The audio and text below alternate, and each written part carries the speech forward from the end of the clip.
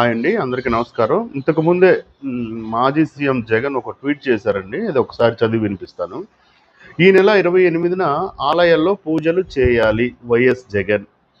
రాష్ట్ర వ్యాప్తంగా ఈ నెల 28న ఆలయాల్లో పూజలు చేయాలని వైసీపీ శ్రేణులకు ఆ పార్టీ అధినేత వైఎస్ జగన్ పిలుపునిచ్చారు.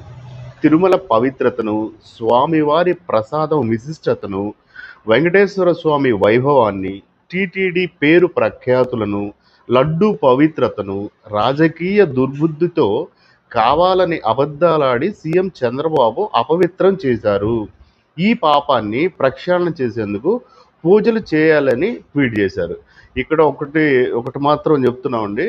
ఇప్పుడు జనరల్‌గా వేదాలు వల్లించాలంటే స్వామివారో, లేదు పూజారులో ఎవరో వల్లిస్తారు. అది అందరూ వింటారు. ఓకే. అంతే తప్ప మీరు గాని, మీ పార్టీ శ్రేణులు గాని వేదాలు వల్లిస్తే దెయ్యాలు వేదాలు చెప్పినట్టుంటే దాన్ని ఎవరు కూడా